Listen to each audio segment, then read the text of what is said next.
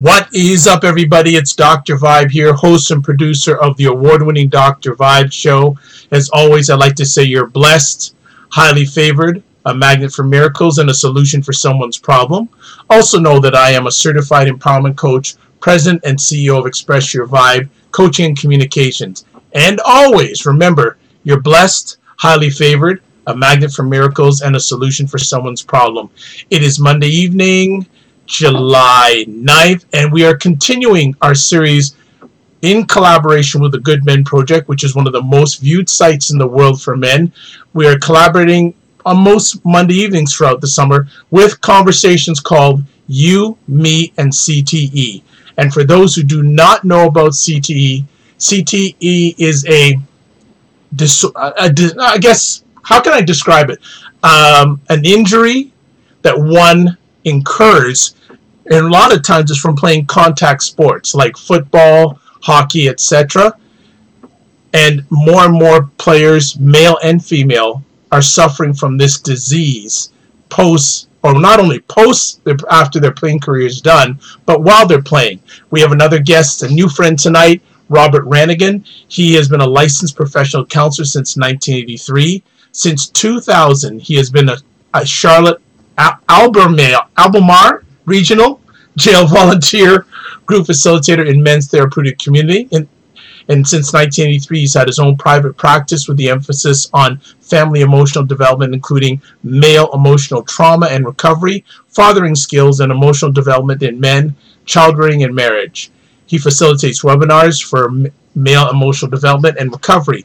He is married to Claire Bailey, has 3 children, Arian, Devin, Chase, and 7 grandchildren. So welcome to the Dr. Vibe show for the first time and not the last time, Mr. Robert Rannigan, and we're going to be chatting about collision sports and their impact on intimate relationships. Mr. Rannigan, Bob, as you want me to call you, how are you this evening?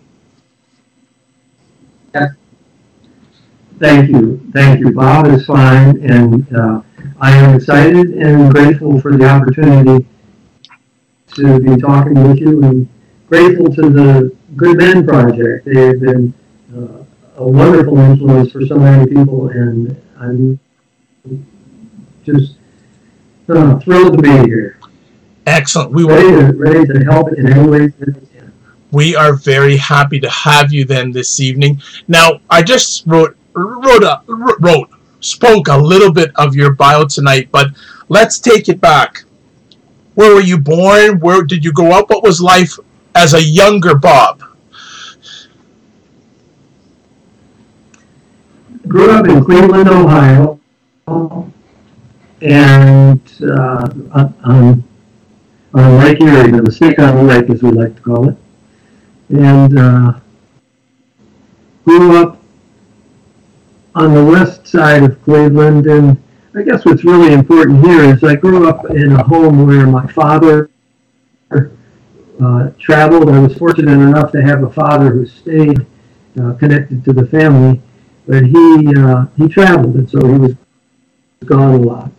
My father happened to be an Olympic hockey player, and I grew up thinking that was my legacy, that I was supposed to be an athlete of the same proficiency and rank as he was. And so you mentioned earlier collision sports. Hockey is certainly one of those. I had no idea back then, and for many years since, that hockey was so dangerous.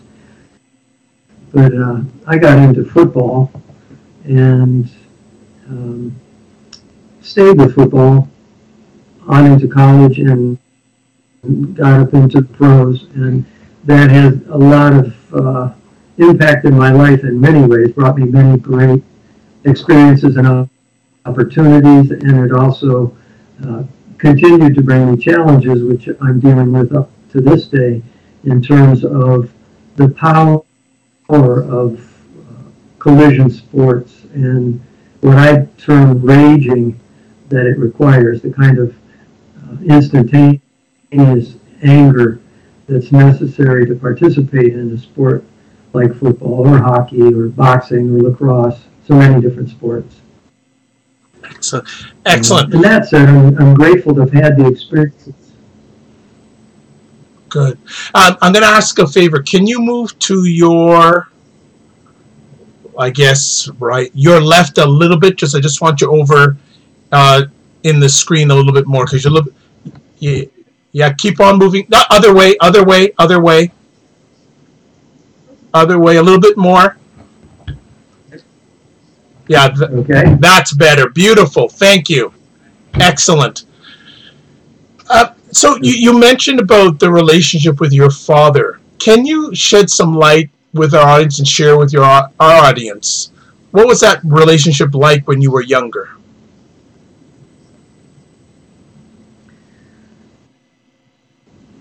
From here, I can say what I couldn't say then, that there was a distance between us and a hunger. I had what back in the late 60s and 70s became termed father hunger.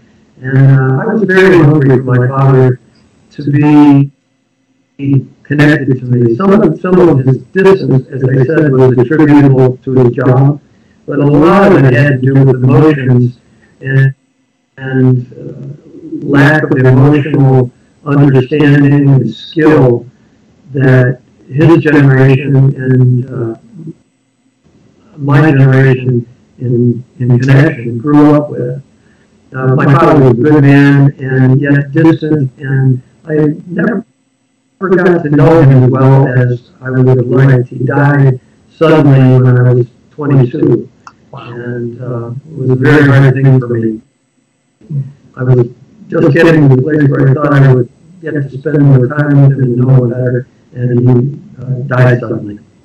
Well, our condolences to your father that died at a young age, and I know it probably took a long time for you to work through that because, and I do share this with a lot of men, and a lot of people don't realize, for most men, it's a significant time in their journey when their father passes away, and I'm sure you could testify to that.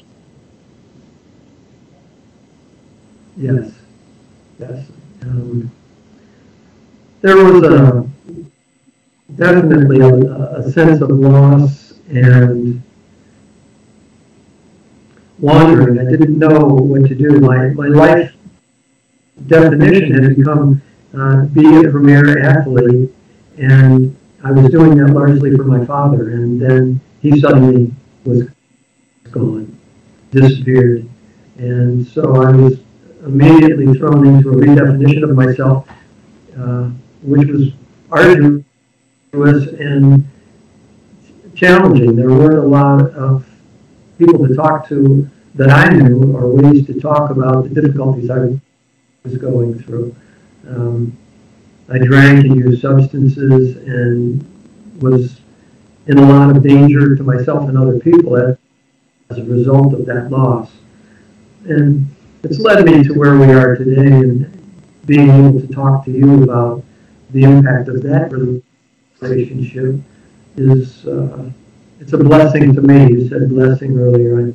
I feel very blessed to be able to talk to families and boys and men and mothers and daughters about the role of emotions in relationship for men who have been in our country and in other countries too. Men who've been suppressed emotionally from expressing what's going on in their lives that is vulnerable or fearful or confused. I'm sure you've talked and heard a lot about this, but the loss of my father, as traumatic as it was, brought the opportunity for me to get to where I am today, which is an understanding about the importance of fathers and children's emotional connection. How much involvement did you have in collision sports, and what sports did you play? I played, the collision sports would be football and lacrosse, and football primarily, and a lot. I was knocked out when I was 13. Wow. And that was in 8th grade, and Then in high school, I was knocked out several more times. When I got to college, I went to the University of Virginia and played. I'm still in Charlottesville, played here, and we used to laugh about it. We called it being tuned, and it was sort of a badge of honor to get knocked out. And I didn't know until later, once I got into the dynamics of family and really close relationship before family, that there was an emotional volatility I had developed that I attributed in part to the fear of being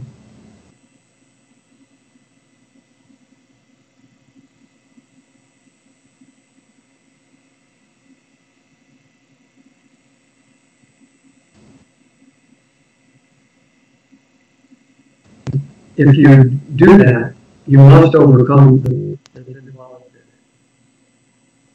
in it. And there was another fear that I had that was even greater, which was that I wouldn't live up to my father's expectations of me, or of the culture, that I would somehow be seen as a little fearful if I stopped playing the game just because I didn't like the collision part of it. What Does that you? make sense? Yeah, yes, it does. And for some reason, when you lost some volume on your mic, you're sounding a little low. Okay. So, Any so better? that's better. Yeah, it went low for a few moments.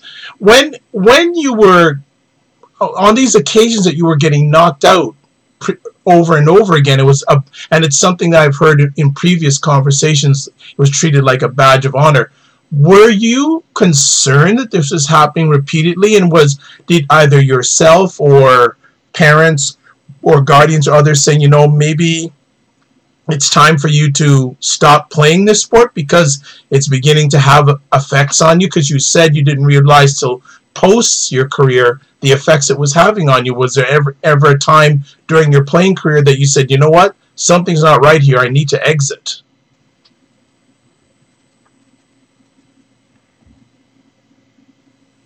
Well, you and I have the benefit of scientific research in the CTE, the uh, traumatic encephalopathy that comes from concussions. And I didn't know back then. I knew that when I was knocked out, there was a hazy time, but it wasn't unusual for me to go back into a game and to continue playing just on instinct. So I didn't have the sense or the opportunity back then to know that I was being damaged by it. For me, it was much more an upward challenge of be dominant, be a hard hitter, be somebody who won't back down, be valuable to the team, and make dad proud. Have the conversation of emotional connection with dad by participating in this sport and watching the sport too.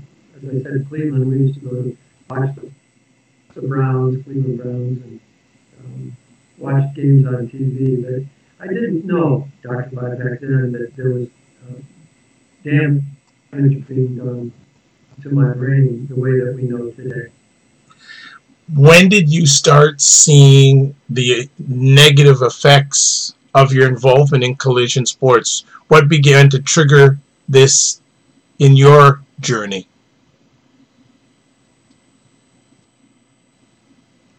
I didn't really put the pieces together until the last couple of years when with the research and the uh, Good Men's Project, CTE campaign, when I started to understand that my anger with my wife and children was something that was an extension of what I had learned to do on the ball field. It just crystallized, and I started to understand it. So it's been fairly recently.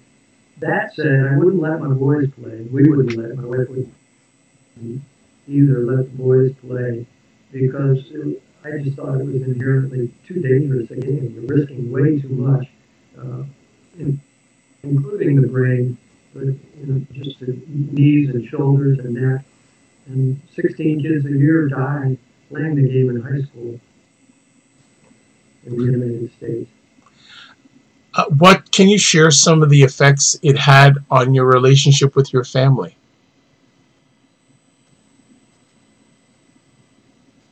Yeah, I was quite often, when it came to moments of stress, I was quite often so practiced at just being rageful and angry and forcing my way, um, that I did that with my family and with raising my voice or punching walls.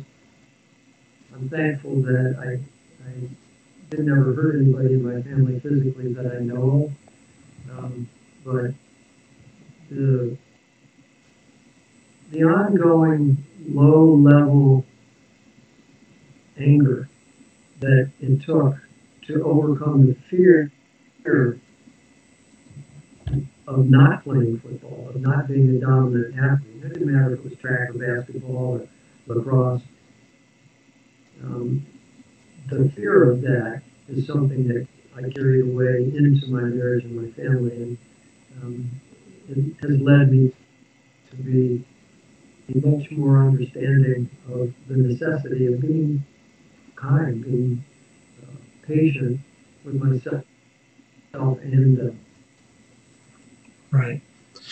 You said that yourself and your partner made the agreement that you didn't allow your children to play football. Was that a hard decision to make?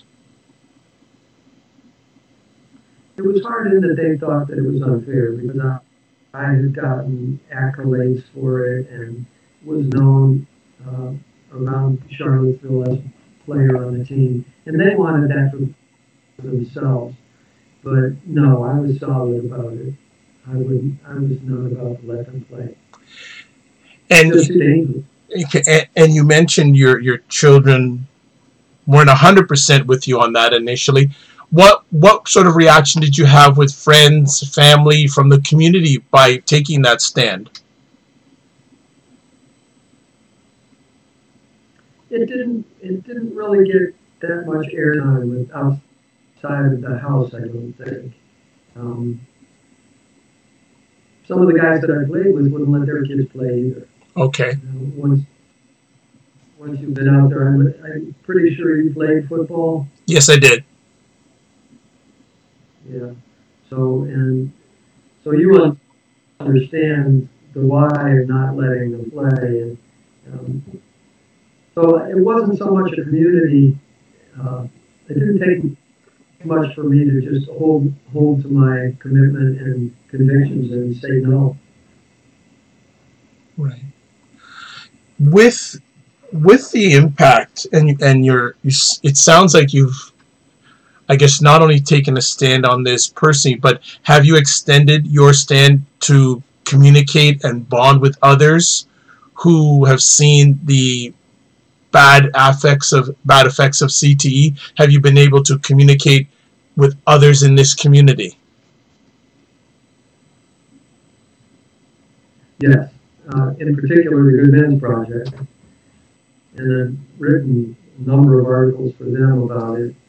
And I use it. I'm a therapist, and I use it in counseling with kids who are teenagers and learning how to find their way into society in ways that are approved of. And I'm openly discouraging of it and have separated myself from encouraging the game. I don't watch the game anymore.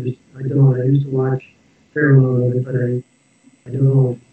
Um, and I'm open about that. I talk to guys I played with, and almost to a person, the people that I played with at UVA wouldn't play. and wouldn't play again. And, there are other athletic ways to go. And more importantly, there are other ways of learning to value ourselves and share ourselves. What you said when you first started speaking about helping people is really what life is about. And I think the recognition that football is it's a bit of a machine that gets manipulated for money at this point, and really is like the gladiators. People pay to see people run into each other and do dangerous things with each other. So I'm advocating an end to violent sports, tackle football among them, and will do whatever I can to help that. Do you see that parents are more receptive and more willing now to not have their children play collision sports? Are you seeing a noticeable change with parents when it comes to this subject? I, I am, yes, and I'm prejudiced, of course, and there is a solid block of people who are,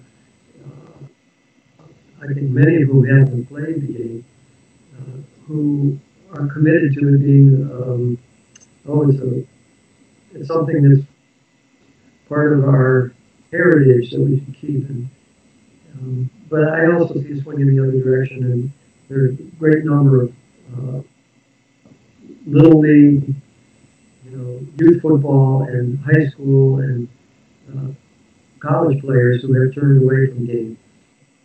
And programs, as you know, that have ended um, in California and I believe Colorado because of the danger documented in CTE. Are you seeing, and you've been in practice for a number of years, are you seeing more CTE cases with younger people over the years? What, what I'm seeing is a combination of things, Dr. Bach. I think CTE is the result of a cultural suppression of male emotional wisdom. Emotions are a form of intelligence, and like our skin, capable of sensing things. And our emotions are intended to keep us healthy and happy. And when we ignore them, it would be like if we ignore a part of our skin response. For example, I just started ignoring any time I felt heat. Pretty soon I would be burning myself. And the the impact of um, CTE is only part of what I see going on in a broader view, which is men trying to heal themselves from the oppression of their emotions. 50% of marriages don't last, in large part because men are not encouraged and rewarded for being able to talk about emotional vulnerability. Instead, we are shamed and punished and humiliated. Homophobia comes into it for just being able to say I'm afraid or I don't know what to do. I feel confused. Those kinds of statements are to me part of what has contributed to the violence in collision sports and also the horrible legacy of CTE.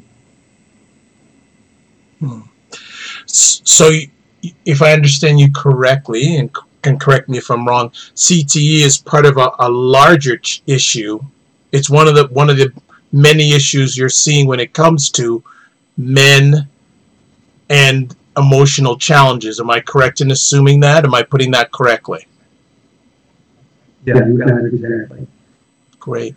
And that's it. Yeah. So what do you feel?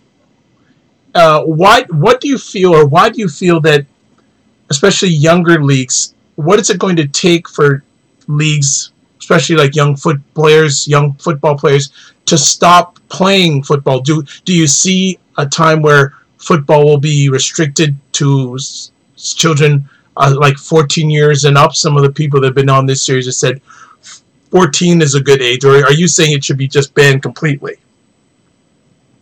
Well, I don't think it will ever be banned, but I think it can be exposed as dangerous and really unhealthy parenting. Why would you let your kid take this kind of a chance? So I don't think it will be banned. I think it's like cigarette smoking. It took a long time. The football will be similar. And that, as the knowledge of the danger expands, then fewer and fewer kids will play. It's already happening. And again, my hat's off to Good Men Project for the wonderful job they're doing. And people and researchers all over the country and the globe looking at this problem. Well, I find it's a strong statement you make, saying that allowing your children to play football is unhealthy parenting. Do you stand by that statement? I do. I do. I say it without any reservation. There are other ways to teach your kids team. What would it be? Just teamwork, self-sacrifice, discipline, learning systems. There are lots of ways to do it where you don't run into each other full speed and risk damaging each other. What role, if any, does the NFL have in this, and what are your thoughts about the NFL when it comes to this topic? Well, I'm sort of the stay in my corner guy. The NFL is to me doing what it can to keep the money coming in. It's a financial institution, and I don't spend a lot of time digging into their policies or how they're managing to keep things going. I'm much more interested in talking about the suppression of male emotions and how would you as a father not have compassion and empathy for your child and make you, for instance, get into a boxing ring. Why would you do that? When you put when you express those thoughts, especially to fathers that have kids that are playing, what response do you get back? Because I have a feeling they find reasons to say, you know what you're saying is, yeah, whatever, I'm still going to have them play. What is the common response you're getting today compared to when you started this campaign a number of years ago? Has it changed? You said earlier more parents are getting it, but for the ones that don't believe in what you're saying or don't accept it, is it still the same arguments today as you were getting a number of years ago?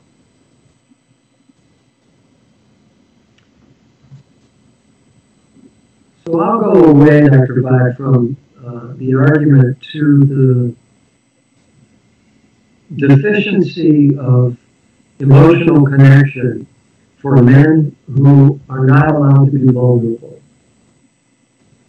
And that the replacement of dominance for anything that's going to be vulnerable is a problem. And fathers who are courageous enough and wise enough to know that their emotions are important for their family will be connected to their families in ways that are intelligent and understanding. So fathers who are emotionally connected to their wives and their children will understand their children. Doesn't mean that we all have the answers all the time, but that we're willing to go through the process of it.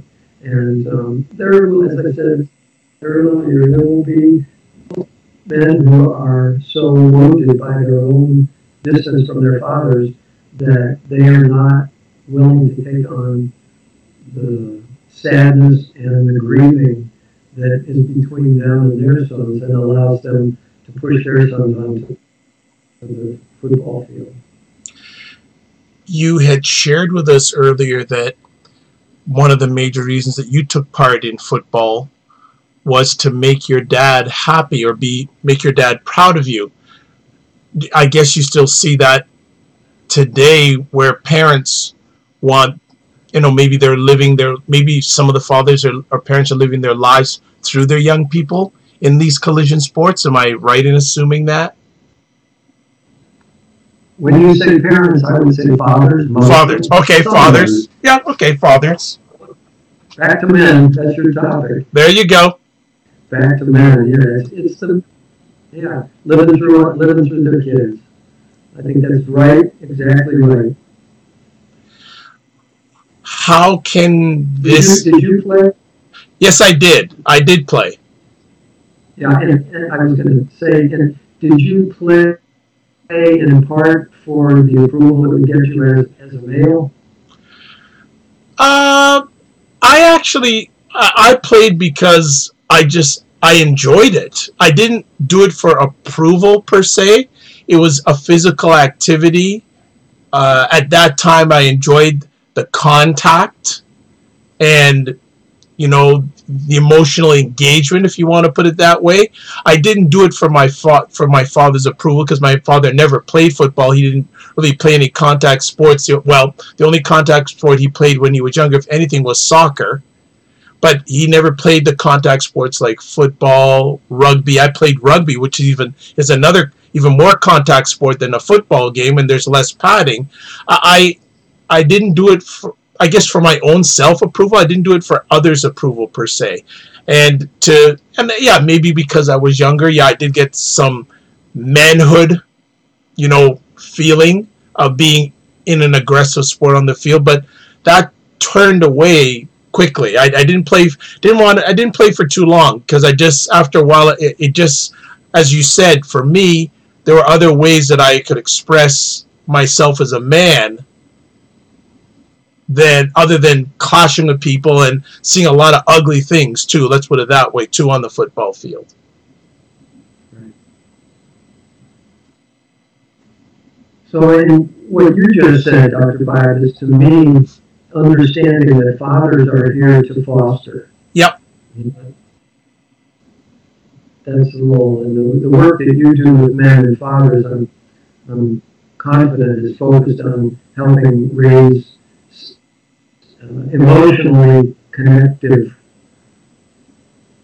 boys and young men and men. Sure. Well, one of the things I say, fathers need fathers.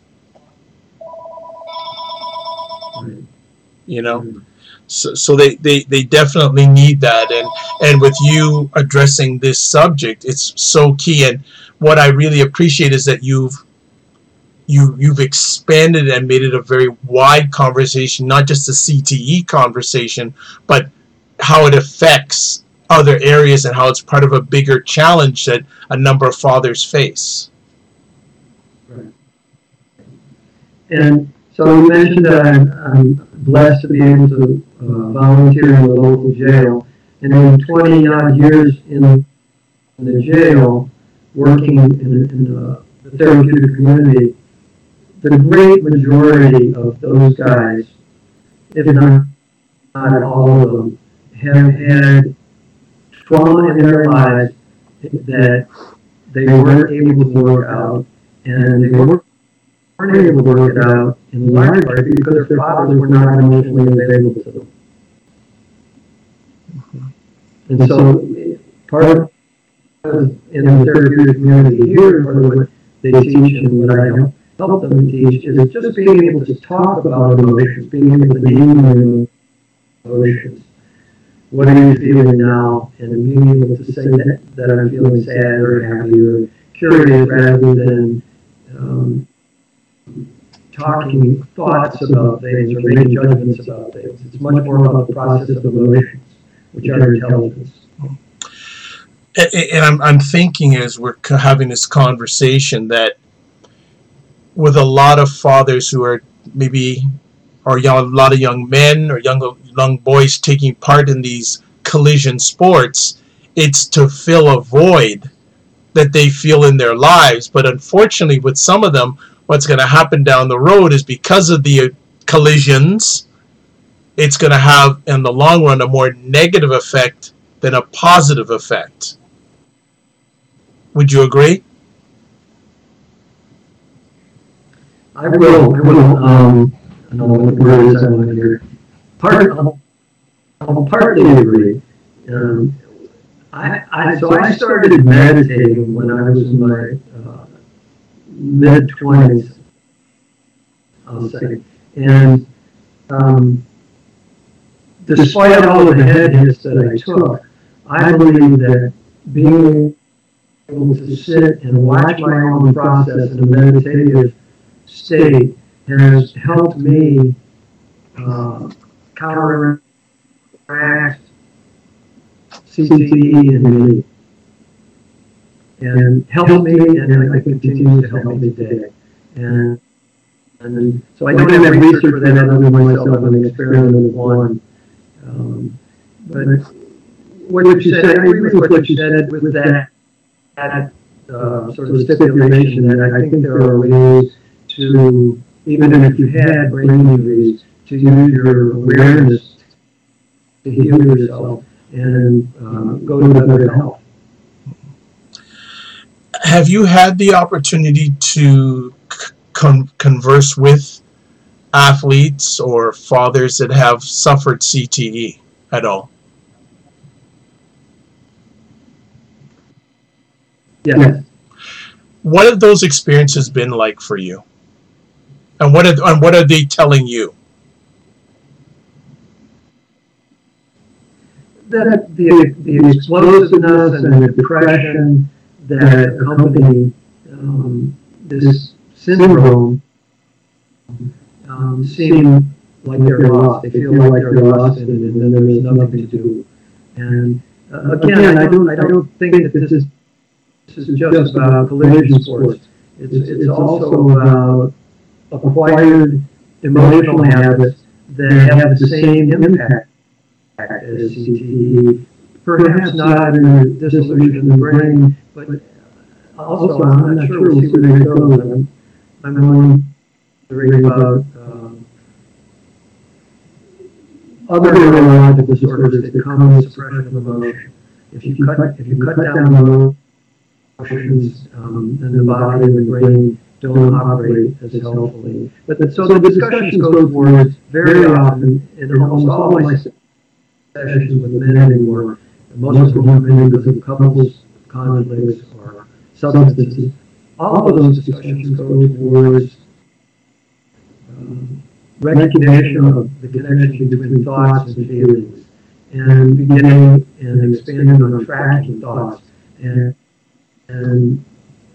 prioritizing feelings.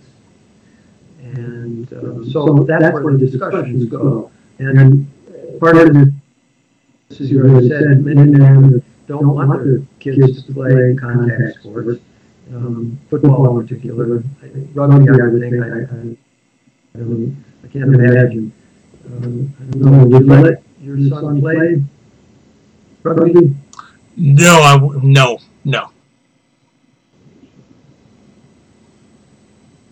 Yeah.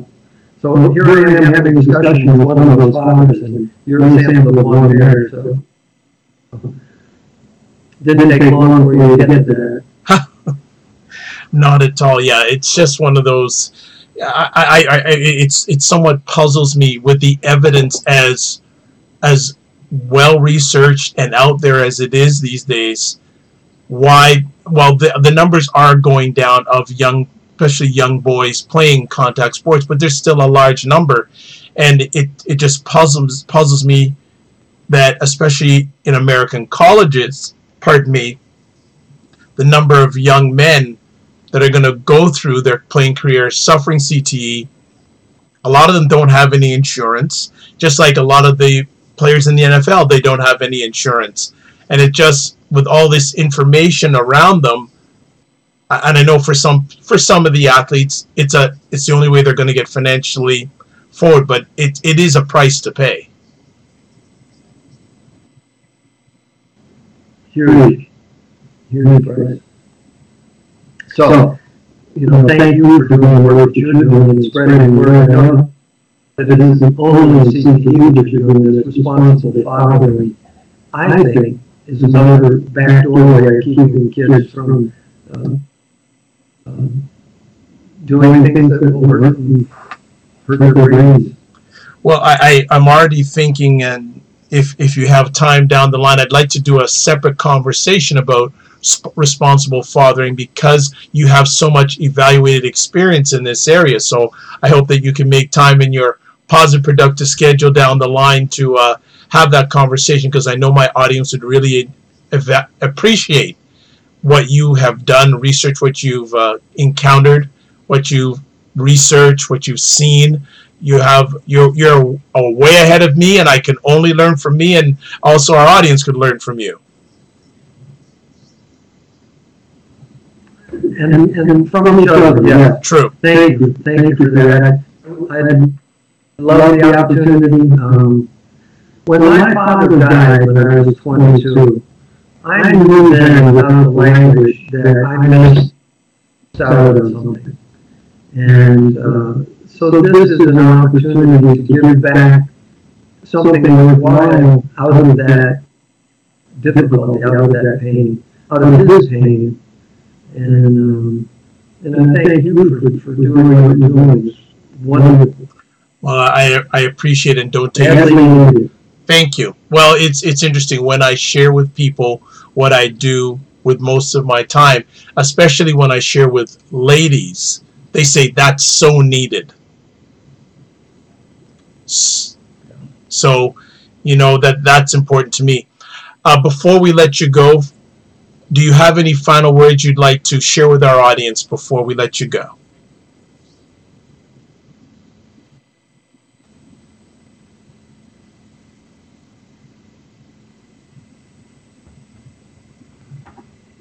Well, if you're a father and you find yourself being angry, unpredictably angry with your wife or your kids, take a moment to experience that feeling, the anger, separate it from your wife and your kids, and let yourself wander back into your life and see where you have a memory of that same feeling. Because it's very likely that memory is splashing over into your current life. And it needs love, and it needs awareness and connection. Does that make sense? Absolutely. Those are great and powerful words to end off our epic conversation with. Rob, I'd like to thank you for taking time out of your positive, productive schedule to share with our audience. If people want to find out more about you or get in contact with you, what can they do? They can go to thefatherconnection.com or Facebook, Bob the Father Connection. Nice and simple to the point. I am Dr. Vibe. I'm host and producer of the award-winning The Dr. Vibe Show. If you would like to catch replays of my YouTube conversations, there are over 430 of them. Just go to YouTube and put in the search engine the space dr period space vibe space show. If you want to listen to audio-only versions of my epic conversations, you can go to my website, thedrvibeshow.com. You can go to Stitcher Radio, TuneIn Radio, Google Play Music, iHeartRadio, and another platform is going to be able to share with you the Dr. Vibe Show audio-wise, and I'm going to be doing a live stream. I did my final testing before we went on live tonight, so there'll be another way that you'll be able to listen to the Dr. Vibe Show. Also, selected audio replays are available at thegoodmenproject.com, which is one of the most viewed sites in the world for men. Myself and Bob are contributors to that website. You can also catch selected audio replays at WJMS Radio out of New York City. I am a brand ambassador for the only online magazine dedicated to African Americans in food, wine, and travel. The name of the magazine is Cuisine Noir Magazine. The website address is Cuisine Noir Certified, I'm a certified empowerment coach, president and CEO of Express Your Vibe Coaching and Communications. If you would like a complimentary session, please reach out to me on Twitter at drvibeshow, email address dr.vibe at the drvibeshow.com, or go to the website the drvibeshow.com. Go to the top, click on Contact the Dr. Vibe Show, and you'll be able to contact me via email, voice message, or video message right on my website.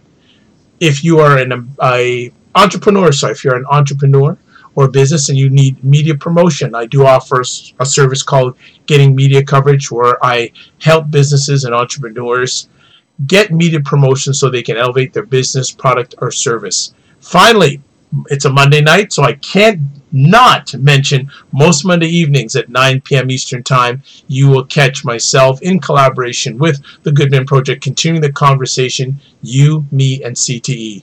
And it's been a great journey, and I'm basically booked. This is July now, already to the end of July, and I have a feeling that Carol Bluestein will book me right till the end of the summer.